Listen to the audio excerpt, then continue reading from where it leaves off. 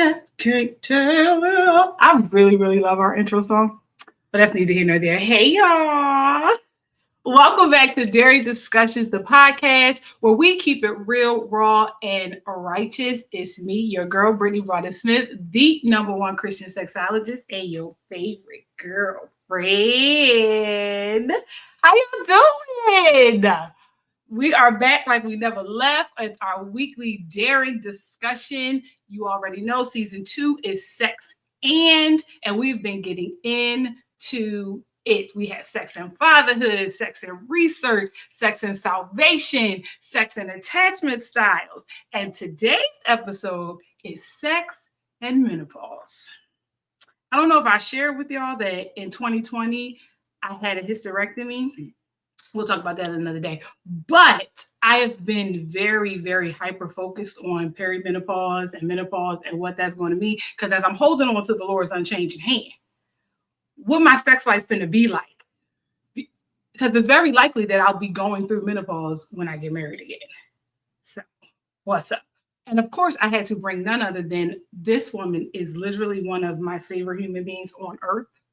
I am obsessed with her. And I don't play about her. So, okay. But none other than the doctor. You knew her as sexologist Shamira before, but she is Dr. Sexologist Shamira. Let me bring it to the stage. Hold on. Y'all know I'm not technology savvy, but let's bring it to the stage.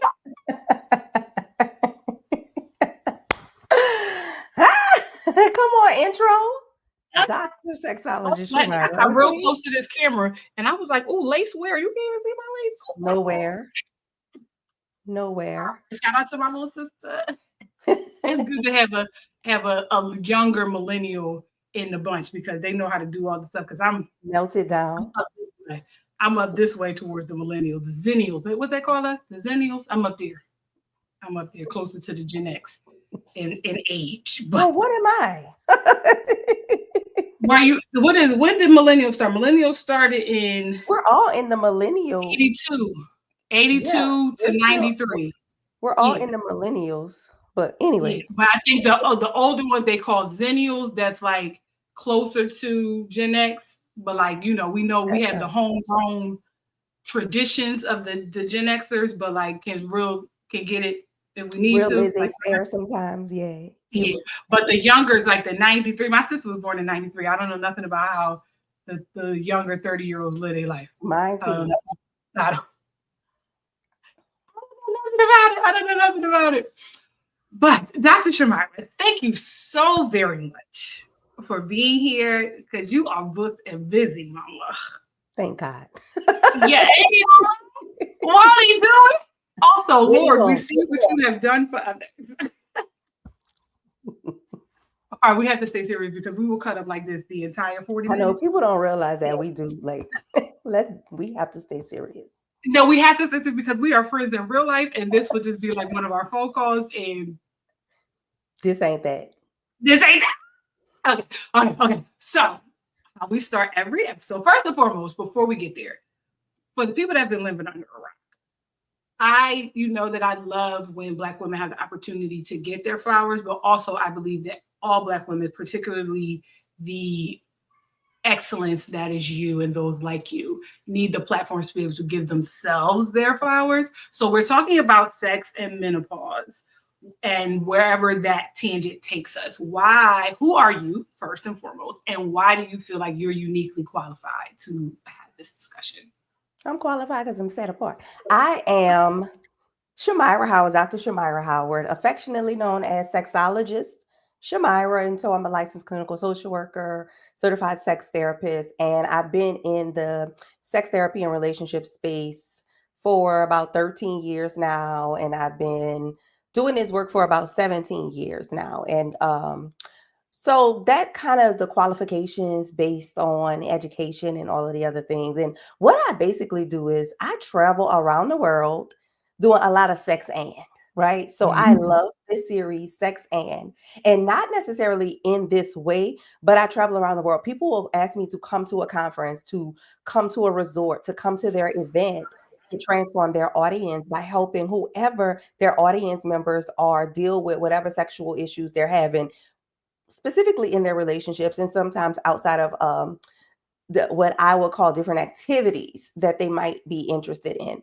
So I am very thankful and very blessed to be able to do this work in the capacity in which I do it. You see how she just was flexing all over the screen, y'all? But it's fine. But humbly and reverentially, but also, I do this, is what she said. For those who missed it, I'm going to translate. I do this. I can do this. I can have this conversation because I do this. Okay, been doing this. Okay, I'm not new to this. I'm through this. That's what she said. That's what she said. So, and because of that, we are going to slide into our favorite segment of the show, As for Me and My House. This listener writes, "Hey, girlfriend. Hey. I've always heard about menopause being the change, but nobody really prepared me for how much it would affect my sex life. Between the dryness, the mood swings, just all around feeling different in my own body. Sex doesn't even feel the same, never mind you intimacy. I love my husband, but I don't feel as connected to him sexually. Honestly, some days I want him to be as far away from me as the East is from the West. Okay. I don't know if that part of me is gone for good. How do I navigate this season without losing that part of myself or my marriage?" Mm. Number one question. So depending on where a lot of people are in their menopause transition, because technically that's what this is, right? So that Okay. question is basically the gist of where we are with menopause and the whole menopause transition for a lot of people who are in relationships or a lot of people who care about their sexual relationships. They're like, hold on, wait a minute, what's going on? Because when my grandmother was dealing with this or when my mama was dealing with this, they was like the change, your body's going through the change. And yes, we knew about the hot flashes, right? We knew about the Right. hot flashes and we knew about the sweating. And many of us knew that our menstrual cycles would be coming to an end. But what we Right. didn't know was that our vaginas were going to be unlubricated, dry as the Sahara Mm. Desert. Many of us Mm. didn't know that it could potentially be painful because of the dryness. And a lot of our mothers and grandmothers, they suffered in silence with this because they they didn't have the platforms that we have. They didn't have the opportunities to talk about this as we do. They didn't have the luxury of going to their gynecologists to get this information. And if I'm being Mm. honest, I love gynecologists. I love them because we work together. But many of them still are not really educated on menopause and the whole menopause transition. So a lot of the information that they were given was the same information that they would give when people would go in and say that they don't want to have sex. And we all Yeah. know it would be something like take a glass of wine. You got Yeah. to do it even if you don't want to. So a lot of people are struggling with, okay, what do I do? Because the man over here, right? He like, what's going on? And then that's the Mm-hmm. other big part. Our partners, our husbands, they aren't prepared because they don't have the information because who's teaching them about it? Right. And so Right. now, when we hear people talk about their mothers and their grandmothers and the conversations they had, and then we listen to what some of the older men would say, what I, Yeah. I piece that together. I'm like, that's where all of these stereotypes about women and sexuality has come from is the lack of menopause education. They didn't know that a lot of what they were experiencing was because of menopause and the whole menopause transition, right? So the brain fog, they talked about women's attitudes, women's um decreased desire for sex. All of that is because we have a decrease in estrogen that's happening. And we need estrogen, it's our female sex hormone. We also have a decrease in testosterone because we need testosterone to help with our sexual desire and sexual functioning as well. So, as Yeah. we're going through all of these decreases in hormones, of course, men are experiencing something similar, but not to this extent. We're going Yeah. through this, and our bodies are like, hey, you're not doing that thing that you usually do every Right. month Right. around this time. I'm gonna get you to do this so that your body knows that that's leaving you. So the estrogen is leaving us. And so one of the things that we have to realize, one, I tell people all the time, is to get educated. We have to realize that we're Mm. we're undereducated when it comes to sexuality overall, but especially menopause and sex. So we Yeah. have to get educated on this. It is as simple as picking up a book. There's now research happening about it. I was had the pleasure of being a part of disseminating some of the research on menopause that happened last year. We can talk about that later. But one of the things that I like to tell people first is to get educated on it. And second is to always use your mouth. I am the use your mouth queen. And when I say use your mouth, I mean in your bedroom, yeah, like that, but also like this. You got to Yeah. talk to your husband. He has to know what's going on. We have to bring these men in on what's happening. And one of the reasons why we don't bring them in on what's happening is because we don't know how to explain it, because we don't know. So once we Yeah. become more educated on it, we can bring them in on what's happening, and then we can plan around it. So it's like, okay, what do I need? Do I need more education on this? Do I need something as simple as a lubricant? But I might not know how to choose a lubricant. Do I need a vaginal moisturizer? Wait a minute, Shamira. A vaginal moisturizer and a lubricant, that's not the same thing. Can I just use this coconut oil? Can we just spit start?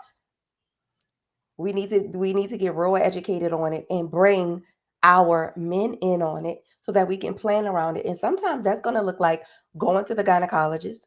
And another medical professional that I love to refer to are the pelvic floor therapists. So Yes. they are also Yes. very helpful in helping us through this menopause transition. But again, your estrogen levels are dropping. To the person who wrote this question, your estrogen levels are dropping. You are going to likely, some people don't experience it. Some people experience it on more grand levels than others, but you're going to need some assistance. So it's just like for those of us who might have issues with glucose and your sugar start dropping, what you got to do? You got to get a cracker or something. Yeah, you get you. You got to get something. You got to get your sugar back up. So Right. just similar situation. You have to figure Yeah. out what your body needs at this moment. Yeah. Yeah. That's so good. And you just listening to you talk, there's so many things that like the bells is going off as far as education and the conversation that we don't typically have. We don't have the conversation about the difference between the vaginal moisturizer and the vaginal lubricant. We don't understand the utility of both estrogen and testosterone in a woman's body. We don't present women's issues as a necessary conversation for men to be a part of. Yes. And if you are a man who wants to have sex with women, if you are a man who at any point could be raising a potential soon to be woman, you need to have this information. Same thing with menstruation. That's not a Yes. conversation that we want young boys and men to be a part of, which is why there's still so much ignorance as well as shame and stigma around regular everyday occurrences because of the way it was like, this is for them, this is for us. But then Correct. we don't even get the information. And it's Come supposed to be on. for us, but we don't get it. Like, it should be no reason that I was past 30 before I even learned that a pelvic floor therapist was a thing. Mm-hmm. Now, Exactly. white women been knowing about that for forever. They don't have that because that's another thing. There's conversations that they don't have with women, and there's conversations that they don't have with black women. And so Tell it. Tell it. okay. This is And true. and that is particularly problematic, particularly in the gynecological space, because first of all, y'all got a whole discipline because of us. Let's okay. But that's I neither mean, here nor and there. I really want to talk about the hysteria of it all. But anyway, Okay. Okay. But also, it's one of the things that we are so commonly dismissed and disregarded in so many areas of healthcare. It's not shocking that this is just another one of those things. And then the Black maternal death rate is like, it's all interconnected. And I think that alone should begs to be examined. And so we really need, I think that education is a key piece to everything that we're talking about yes. today. But because there's so much to learn, so much that we don't know, where would one start? There is a lot. First, I always tell people to start with your healthcare professionals, right? So start with Mhm. your gynecologist. Mercy. And let me tell you something. So Mhm. perimenopause and menopause is kind of trending right now. Ye- And so Yes. people are like, my hormones. I need to get tested. I need to get hormone testing. when I say the thing about this transition is what we know about it is that right now we are looking at symptoms. Like, and when I say we, I mean all of us in this field, in sexuality field, those of us who are helping people manage symptoms, doctors, doctors who are helping people manage symptoms, they are looking at the symptoms. And so people will go in and they'll say, I need to get blood tests to test my hormones, because they saw that on something on social media where people like, get your hormones tested. You full of cortisol. We all have cortisol. Like get off the it's the cortisol thing, right? So Right. there are going to be times when people are going to go in and they're going to see issues with their hormones, and they're going to say, okay, this is my hormones. This is menopause. This is a part of the menopause transition. And then there are going to be people who will go in and they won't see any issues with their hormones, but they're going to, like, on the tests, they won't show any hormonal issues, but they'll still have certain symptoms. And so I created a document. You can get a free document on thegreencouch.com. You can get my menopause journey plan. It gives you some myths, how to, information where you can start to look what to expect, some things that you didn't even realize were because of menopause or perimenopause. And I think this is a great time to differentiate. When I'm talking about menopause, I'm talking about the entire menopause transition, because some people think menopause is whenever you stop getting a period, and every time and every part of after that. And they forget about one of the most significant for a lot of people is going to be perimenopause. It's going to be the period of time which often happens with people, and people don't realize this, right? And when I was on this menopause tour and we were talking about it, people were like mind blown, because they don't realize that you can enter perimenopause as early as your late 30s. 38, 39 years old, you start getting hot. You start itching, your ears start itching and ringing and tingling. You get the tinnitus. You start smelling things that aren't there, what we call phantom smells. You get these sometimes headaches. Your skin feels like it's crawling. All of those could be symptoms of perimenopause and menopause. So that can begin anywhere from your late 30s, and it can last up to the point where you enter menopause. Okay. So, like I said, this is a transition. And so menopause, what a lot of people don't realize, is just one point in time. I didn't realize this until several years ago when I started really delving into the literature. I'm like, oh, they had me thinking menopause was a lifetime. After, as soon as all of this is menopause. Menopause happens is one day. So menopause is that period of time. So once you go without a menstrual cycle for 12 months, that day after that 12, that's menopause, right? And so that's menopause. Like, you no longer have a menstrual cycle. And guess what happens now? That generally happens to people so between the ages of 50, right? So a lot of people will realize that they are going to enter 50, 51. That's generally the age when people enter into that menopause space of no longer having a menstrual cycle. Those bring other symptoms, but you also may have increased perimenopause symptoms. So some of those symptoms that you've seen in perimenopause, those might increase. So, like, we know about the hot flashes, we know about the sweating. Your estrogen is continuously decreasing.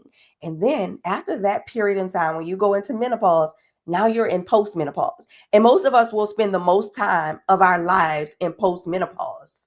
And so that happens at 51 and up. So as long as you live for the rest of your life, you will be in postmenopause after that, after 51 or whenever you stop having a menstrual cycle, which is why there should be no reason why we aren't talking about this more and why we aren't doing more research, because most women spend the majority of their life or a big bulk of their life in postmenopause, not majority, but a big bulk of their life in postmenopause, where they are experiencing more of these symptoms. Now we learn to live with them, because there are things that we can do to make ourselves more comfortable. And you even hear some lucky people that say, I ain't experienced none of that. And I'm like, okay, well, tell me what you did.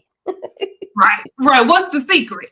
That you see my mouth the whole time. I'm like, because you again never heard these things. Like, we teach and talk about menopause as a stage in life, not a transition, right? We don't view it as this is something that happens on a continuum.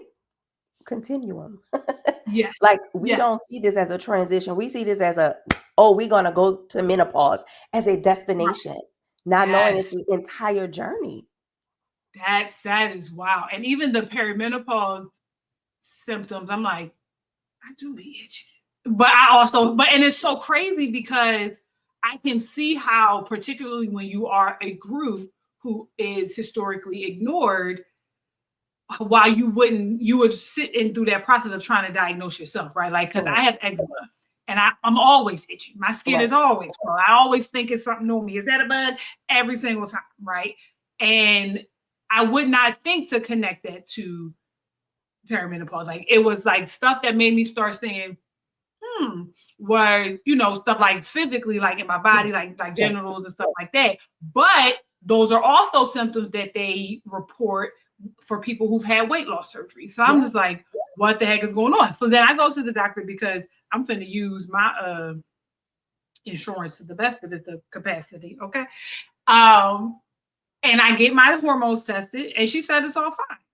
Mm. But to hear you talk is like, okay, I'm not technically in period or not going through menopause just yet, but we walking up towards it because what I know is when I had my hysterectomy in 2020, I still have my ovaries. They said that while I wouldn't be in menopause right away, it is Right. likely that I would You'll be in go it earlier. earlier, experience earlier than others, right? But then when I think genetics, my mother passed at 51. She Mm. was perimenopausal since her 30s, and Yeah. she still had a cycle at 51 and bad ones. And so even when I thought about choosing a hysterectomy, I was what I would have been 31-ish. I'm like, I'm not going to be doing this for 25 more years. If I go in the way of my mother, she could have been going through she was going through all that mess for, I don't have 20 years in me to be going back and forth Right. with periods and all that kind of stuff. So go and take it, have thine own way. But there wasn't, even though they said you could experience menopause earlier, that was it. There was like, it wasn't, no, here's what to look out for. If you experience this, give me a call. It was just like, there's so many things that are typical in life that that people feel like, I guess in the medical industry, don't warrant a discussion, which is really Correct. unfair when you leave non-medically trained people to figure stuff out on their own. And Exactly. that's Because why WebMD is a thing. And I be diagnosing myself with all kinds of stuff. I can't play with WebMD because And that's listen, like, according to that site, I've had all the things. Okay, every everything, single file is everything. everything. And I've I had emailed, toe okay, name calls and poisoning, emails my everything. listen, calls and emails my doctor's late in the midnight hour, and she will call me the next day. She said, WebMD again. Girl, yeah, order the test. Okay. Order the test. She I don't mean, even pay me for listen, money. and I'll tell you something. You talked about you're going to the doctor, and you talked about the testing. Earlier, I said Mhm. that we spend most of our lives in postmenopause. I meant most of our menopause life, like most of our Right, right, menopause journey is spent in right, postmenopause. right. I spent 2 years or more going back and forth to doctors getting testing. I had all the cardiac workups. I probably have been exposed to so much radiation because I got all these CT scans, MRIs, all of this. And then I was like, hold up, Shamira, what are you doing?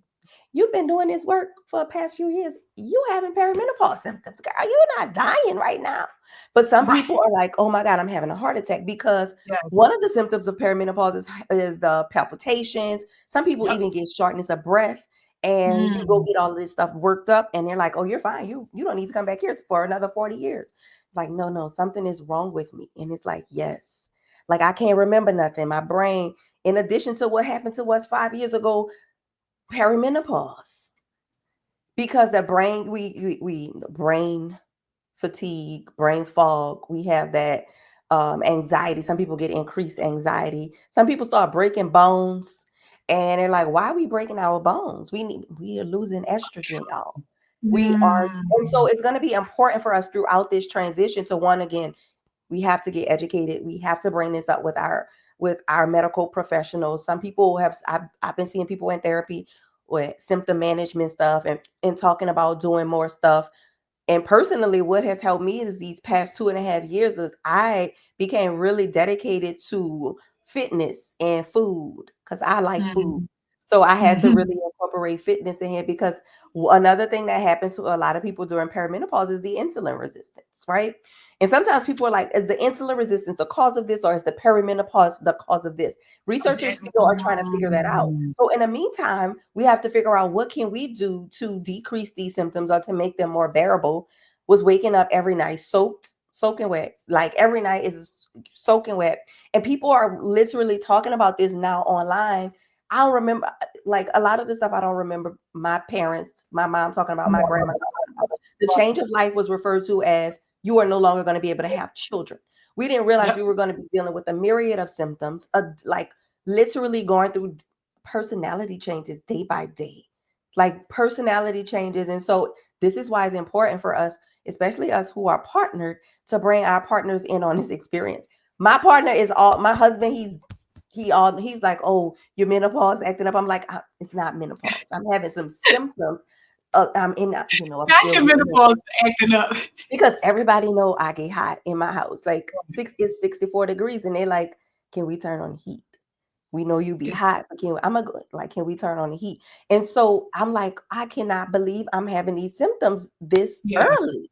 And I didn't want to believe it because I'm like, I'm too young for this. I didn't want to believe it until I started seeing people doing more of the research and we start talking about this more. And I start going into it and then seeing the results of the study that the Kinsey Institute and Womanizer did. And I'm like, yeah, we in it. I'm in it. I'm in it. And so we have to bring them in on it. We have to get educated on it. We have to figure out what our body needs because I don't wake up at 3 a.m. as much as I used to. And I don't take, a lot of people start taking all these supplements and they like, and that's another thing that we have to be aware of because, as soon as we start going through stuff, people start trying to accommodate us, fake accommodations. Buy my 100 supplements. I'm like, I'm not buying it.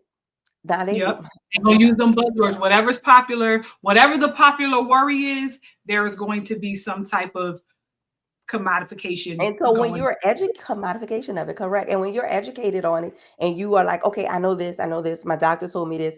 And I'm not saying that you have to take medication that the doctor prescribes. Some people are very much thriving taking natural herbs as supplements. But what I am saying is get more information because there's a lot of misinformation going on. And there's a lot of people that are going to be playing to your fears and to your insecurities, especially with weight. Weight is one way that people will play your insecurities up when it comes to this menopause transition, because what they're telling people is because you're going through this menopause transition that you are going to gain weight. Like it's inevitable. You're going to get fat. And while that may not be 100% true, our weight is distributed differently as we are losing estrogen, right? We're losing muscle as we age. So fat is going to look differently, which is why it's going to be helpful for us to gain muscle, which is also going to help us with our sexual relationship. Yes. Ooh, she's so smart, y'all. She's so smart. You see how it's just flowing. And so I think you brought up something important, like just how menopause and perimenopause and how that's been like a hot topic lately. Halle Berry went viral talking about how she thought she had herpes outbreak and she had like a lot of tearing in her sex, which we realized after the fact that vaginal dryness caused some, tearing fissures and stuff in her vagina, which is like everybody now is like, hey, what's up? What's going on? And I think what you just said is key, that we have to be mindful that we're not just chomping at every bit for whatever they're putting out there. You want to make sure that you start with the education piece so that whatever support you do invest in is tailored to fit who you are. Because while this menopause, you said you said earlier, it's on a continuum. And so everybody's going to show up differently. You may not have the issue with the insulin resistance. You may not have the issue with this, but you may be hot and bothered and can't get enough sex. And someone else will be like, please stay away from me. Right. And then also because this is a partnered experience, although the physical stuff is happening individually, it's impacting your environment, what you're going through, and vice versa. Your environment is impacting what you go through. It's also what support looks like is going to be different based on your situation. Like, are you partnered? Are you not partnered? Are you abstaining? Are you expected to, Mm-hmm. bouncing hard and busting wide. Like, Mm-hmm. what are we doing? Church claps. So Are I you think, into it? okay. And so I think it is definitely important at everything that you, obviously, everything that you said is important, but we want to make sure that those who are watching are taking this. And as she said, like, I'm taking this as a point of information. And now Correct. I know what conversations I need to have with my medical provider. What questions am I asking my gynecologist? What tests should I test for? And also what symptoms, even if you present a symptom to your doctor that is just like a regular everyday thing, still feel comfortable saying, I'm feeling this. And that's why it's so important to be in tune with your body to know Yes. whether this is the change or not. Like I said, I didn't know that itching and things like that was a symptom of perimenopause, but I itch all the time. So is this like my regular, I call them night itchies. When it's dark, I get to scratching. I don't know why, but that's what happens. I get I get when the sun down here. So wintertime, you got seasonal affective disorder. My whole body after 4 o'clock is like, I don't know what the heck is going on. And so, but I know that that's a thing for me, so that I'm not jumping at every itch now Right. because I know, but I now know, okay, this is a little bit different. I'm itching in the daytime.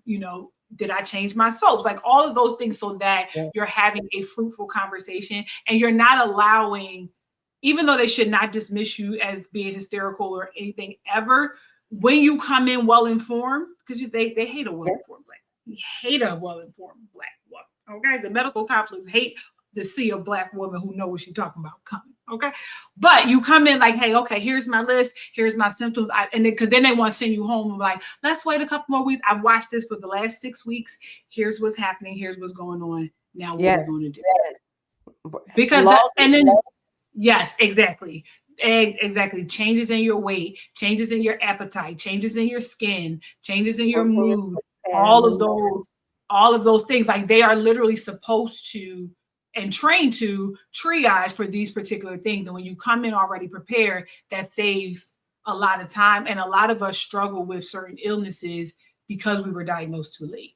Mm-hmm. And while we're talking about menopause, it all is an exercise in tuning into your body and being an expert and your number one advocate for yourself and for the people that you love. Yes. So I think that that's important. So I'm really intrigued, and I think that everybody else will be too, on this difference between vaginal moisturizers and lube.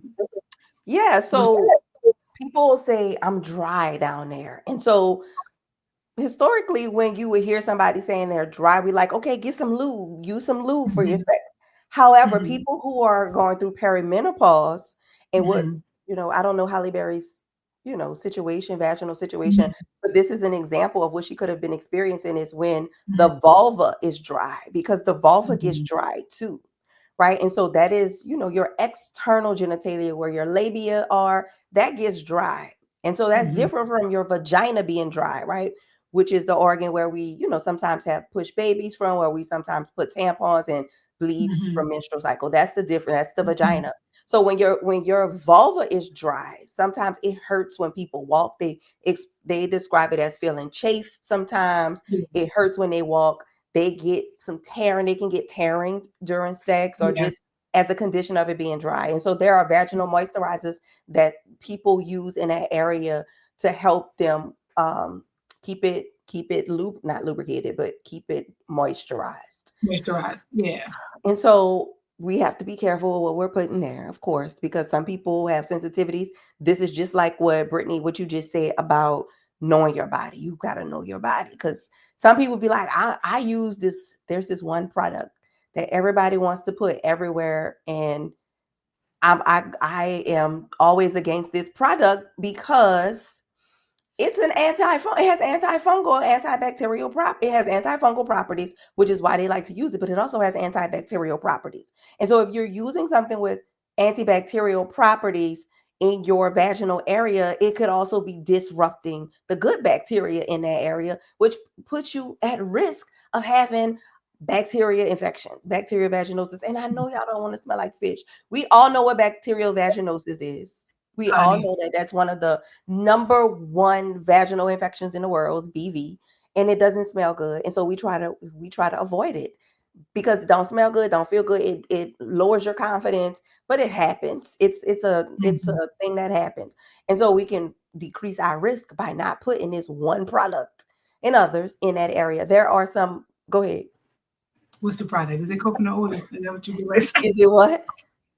Is it coconut oil? Is that what you get It's ready to say? coconut oil. I hate when people recommend They coconut love oil. it.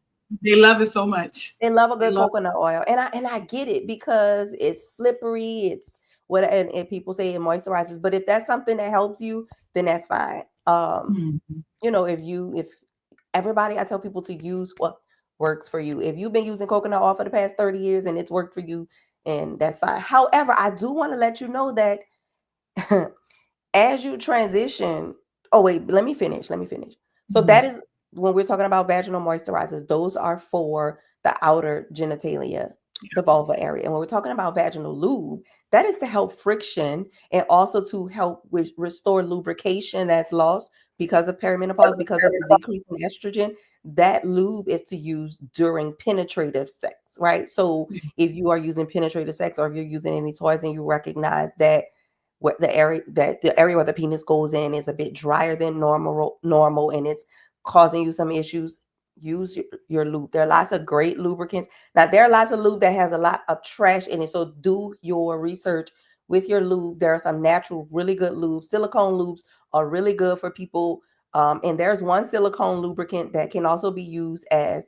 a vaginal moisturizer because it'll have all those, it doesn't have all that stuff, and it's like vitamin E in it. You can put it in your hair Mhm. as well. And so, do your research on it. If you can't put it in other places, you probably shouldn't be putting it inside of your vagina.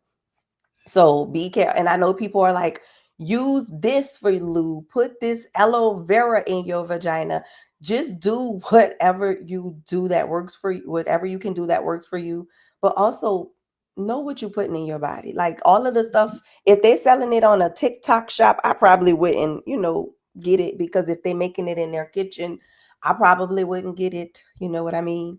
But I get it. People want a quick remedy. So that's the basic difference between a vaginal moisturizer and a vaginal lube.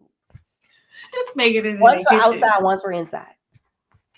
Right. And so a vaginal moisturizer, could it be a simple lotion? Like, can we Nivea a little bit further? We Nivea You in know our what? I'll outside. tell you what I liked. What I have what has never let me wrong with any skin is real pure shea butter.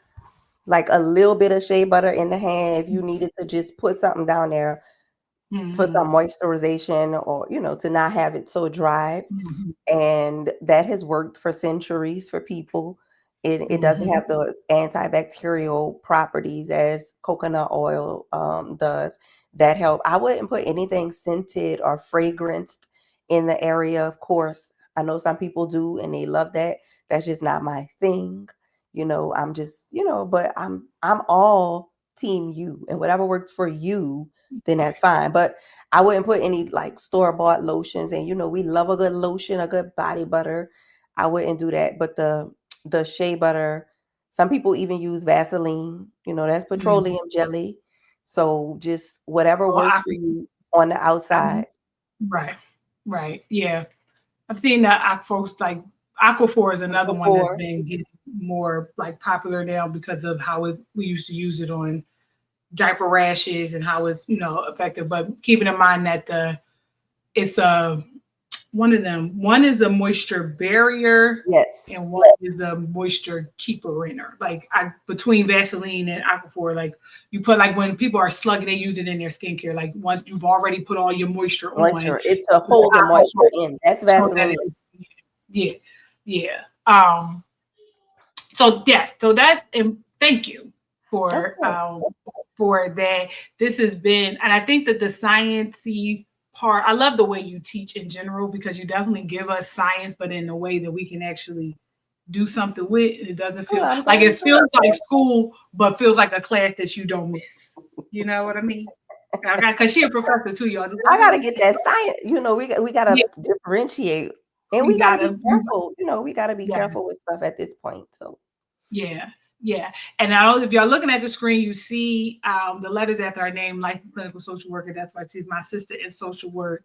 But she's also a thing that I just refuse to do. That siesta, she's a certified sex therapist, which is very, while I do coach the people and I do spend time and I have my clinical training, so I can't turn it off. But I chose to coach because I don't want to do no therapy. But she is one of the greatest in the field. I don't recommend that many, but she is one of them. And so when we think about Same. this, like this menopausal experience, perimenopausal, post, whatever, what impact have you seen or have folks shared? Has this experience had on folks therapeutically, like psychologically or whatever? One of the most, what I hear most is people are saying, oh my goodness, I'm really saying this out loud. So I feel like Mm-hmm. sometimes it's cathartic for people to be able to say what they're actually feeling out loud. In sex therapy, people would think that, oh, that's what people, they come into sex therapy because they're okay with it. And it's like, no, they're not always okay with it. And they're coming to sex therapy to be okay with it. And so sex therapists, we need to become more educated about this transition as well, because we're about to go into a space where the most women in the world will be living with menopause. So we need to be, yes, we need to be um become more educated on how to help people in this transition, because they want to talk about it and they don't know. So, sometimes they'll say, oh Lord, I thought I was crazy. I thought I was losing my mind. And I didn't realize it was this. And then, I love to be able to connect them with providers that can help them, because some providers, if we're being honest, some providers are unhelpful to their Yes. clients and to their patients. Yeah. And so I tell people all the time, if your provider isn't helpful, find you a new one. I Yeah. mean, you paying. This is whether you have insurance Exactly. or not, you Exactly. paying a premium. Find you a new provider. Don't care if they deliver all 17 of them babies in your family. Find you a new provider. But Exactly. people, the Exactly. impact has been that people are getting the information, and most importantly, with the information, they're learning how to maneuver through this transition. And Yeah. it's a tough transition for a lot of people. We didn't realize that this is what they were experiencing, our mothers and grandmothers. And now that we're experiencing it, a lot of us are like, oh my God, if I would have known Right. it, I would have been a little Right. more gentle. I would have tried a little more kindness, because we need to be handled with more care Yes. during this transition. It's a big Yes. transition. Like it's It's not just like, when they say life change, it's literally a life change. We're going from knowing ourselves. And another big part of this whole transition is helping people grieve the loss of what they thought would be happening versus what is actually Mhm. happening. Because we're going from a space of, this is what I was taught, to, oh my God, this is the reality.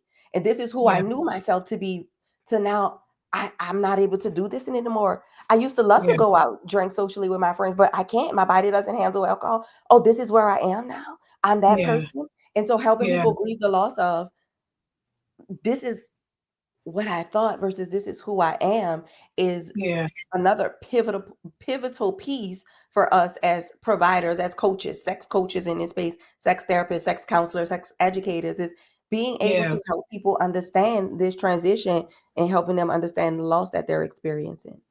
Yeah, that's huge. And we see it in so many other spaces. Obviously, I work with a lot of folks who are getting up in age, but are abstaining. And that grief process of like, my life, I'm pushing 40 and I'm worried about menopause, but I ain't had my kids yet.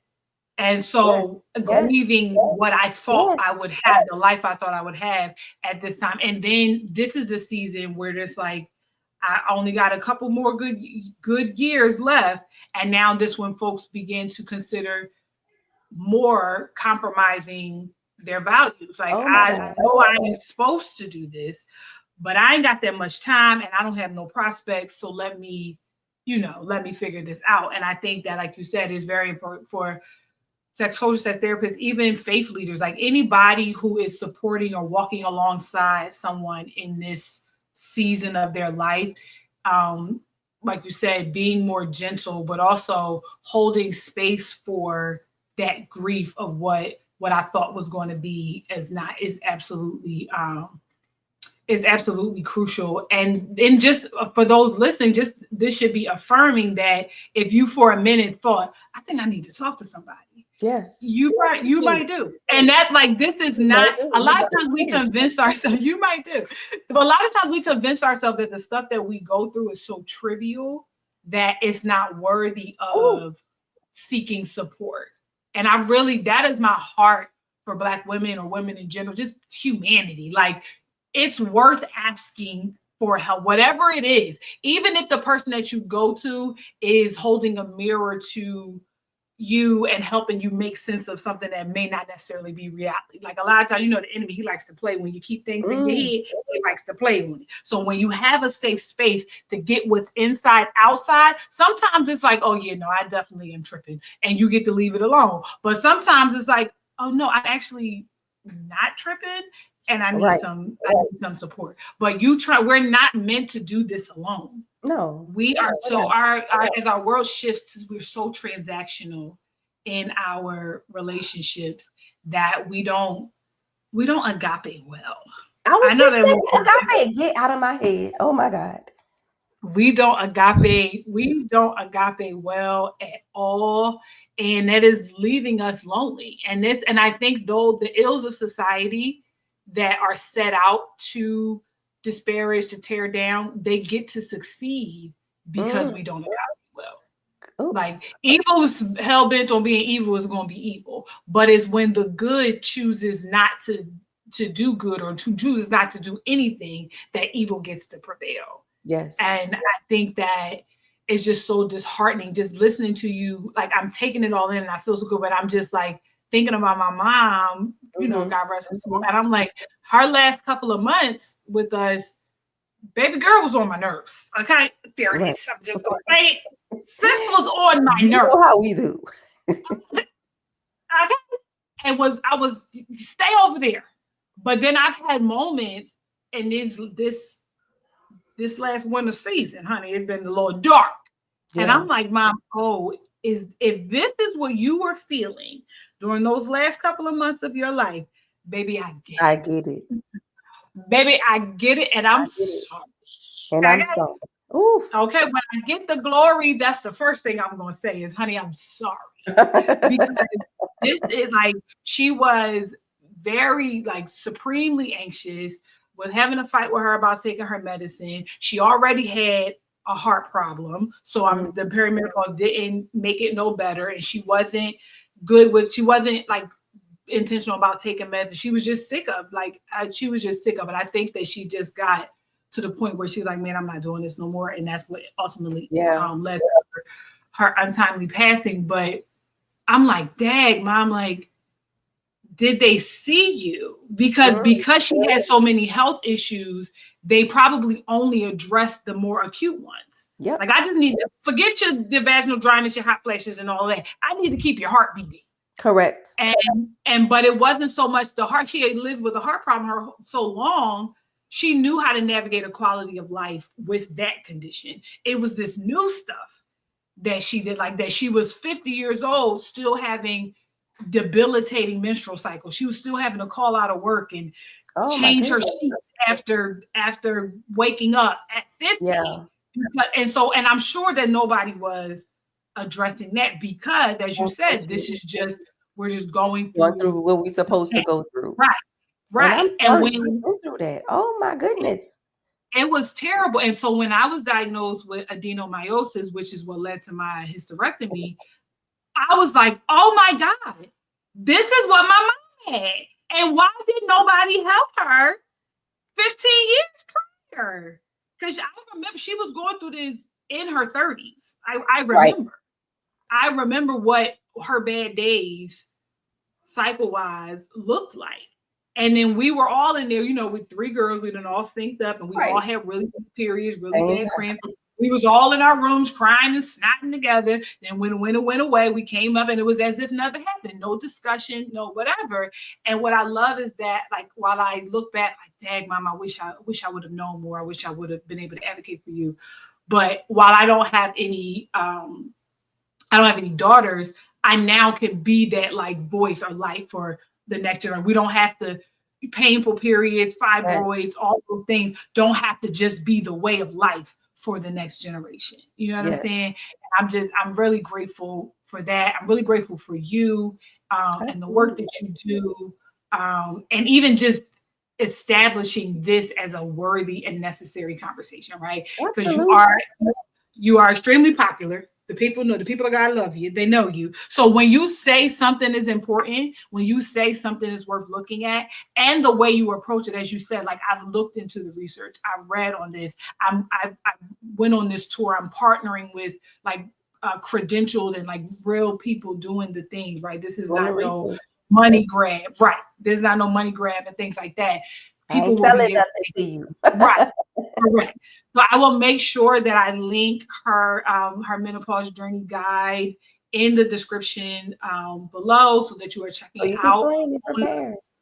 Yeah, so you can prepare so that you can reach out to On the Green Couch. Are you still taking? Do you say faith? Are you still no? Okay, she busy. She booked the busy. I told y'all she was booked the busy child. I do. I only see a few people, but I'm not actively accepting clients right now. Okay. Well, y'all better get the guide, get the use your mouth book, get the use your mouth cards, and then follow her on social media, child, so you can take it all in. You gotta get get it where you can. And get Yes. prepared. I do want to say this one thing as it Yes. relates to sex and menopause is what this Mhm. conversation is about. One, expect changes. Two, also don't allow these changes to become your identity. That's another thing that Mhm. people are doing with perimenopause right now. They're making it out of their identity, and it's not going to be helpful. It's not helpful because then we become hyper focused on it and everything perimenopause, menopause. You want to Mhm. get to a place where you're feeling comfortable about where you are because you're educated. You expect some of these things to happen. You aren't afraid Mhm. to have these conversations with your primary care physician. But also when it comes to your sexual relationship with menopause or without menopause, expect there to be differences, right? We Right. are Right. going into a different transition, and it's going to be time for us to transition our sexual relationship. So, does that mean you're going to have less sex or less quality sex? Doesn't mean you have to do that. It doesn't mean that because you're going through menopause or you're in this menopause transition that you're going to Right. have less quality sex. But what it will mean is you get to figure out and you get to explore what the quality of sex is today and how that Yeah. fits with what everything else that's going on with you Yeah. today. So do that. And if you need to get a sex therapist to help you do that, by all means, please do so. And thank you so much, Brittany, for this conversation. Thank you so much for coming. Thank you for closing us. I thought that was a wonderful benediction. Did y'all get that? Was y'all taking notes? Watch the episode again so you can get all the things that she said. Pay attention. Like I love that last part about embracing the difference, right? And because a lot of times I think we want to go back to yesteryear. Like Yep, when we have kids, we want to get our sexy back. We yep, want our mommy makeover. Like we always like want to reach back to what was instead of embracing everything. the joy and what could be, you And know. what's the reality of today? People often say, "How do we go back? How do we get that Yeah. spark back?" How about we Yes. figure out how to recreate that spark with the flames Right. you have today? Those flames are Hey. out. Use those flames that you have today. Yes. Create you a new spark. And guess what? Yes. Next week Yes. you might be creating another new spark. Don't be Okay. afraid to keep Yes. recreating the spark. Yes. Yes. And give yourself permission to want new things, right? Like that person, the flame worked for who you were Ooh. then. Today's woman, today's man, today's marriage needs something else. I need a new Today's spark. marriage, yesterday's marriage, y'all could walk in the door and fall on the floor in the living room and be naked and Tell have your it. way. Today's marriage, y'all have 4 kids, You need a four nap. under four. You need a Okay, you massage. want to? Okay, You need and a you have little to bit plan. more And attention. there will be no sex until you get a babysitter because y'all walk in the door, or y'all are financially in a place where y'all are Yes. sharing somewhere. Y'all downstairs in somebody's basement, and so you can't just be getting busy in somebody else's house in the middle of the day. But you can figure out what works and what the spark looks Correct. like. You use what Correct. you have where you are and you enjoy Yes. it because Yes. we don't know what tomorrow gonna look like. We got to figure Uh, out today. there we go. That we're gonna leave that as we're gonna leave for sure this time. We're gonna leave that as the business. We're gonna leave that as the business because he holds tomorrow. All you worry about is right now. Okay. Thank you so much, Dr. Shamira. I appreciate it. Thank you, everybody, for tuning in. This has been Dairy Discussion, Season 2, Episode Sex and Menopause with the one and only Dr. Shamira Howard. I am your girl, Brittany Broaddus-Smith, the #1 Christian sexologist and your favorite girlfriend. See you next week.